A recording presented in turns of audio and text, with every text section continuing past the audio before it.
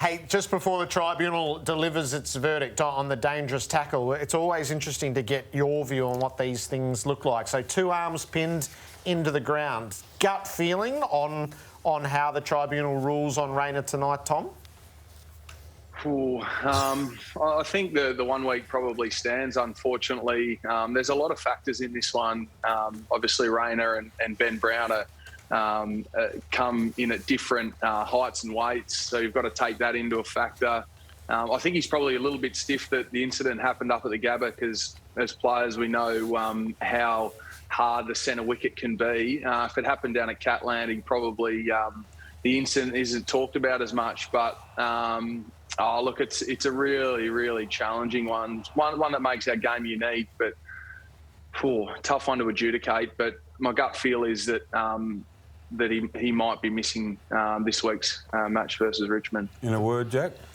I think he's in trouble, unfortunately, for Cam.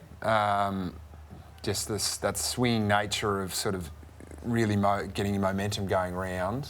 He's probably lucky that it's only a bit of a graze to the nose. Like, quite easily could have been a concussion, that one. But yeah, it's so hard because you're focusing on the tackle, but you probably can't be swinging blokes around like that, unfortunately. In the same match, there was some on-field sledging. You know what was said. Tom knows what was said.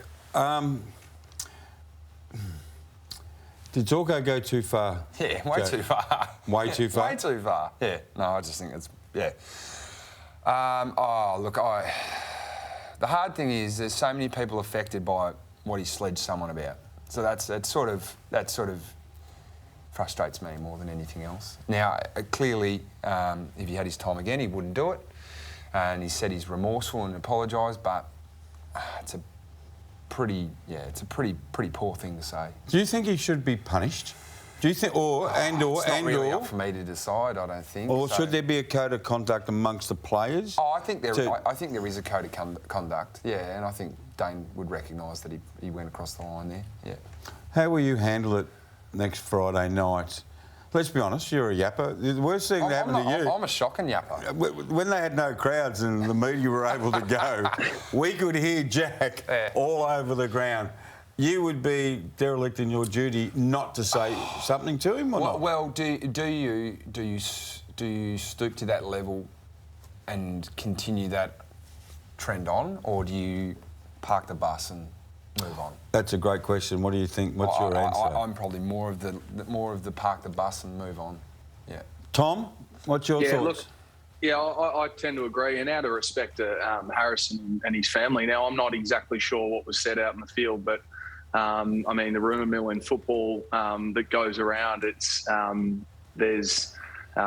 got an understanding of what went on, but I think out of respect to him and his family that we certainly just park that and move on, because I think when we talk about other people's family, I think that's really delicate, and as Jack said, probably that's where we overstepped the mark just a touch. I agree, there's room in our game for sledging, but there is certainly a line, and Dane's admittedly probably crossed that.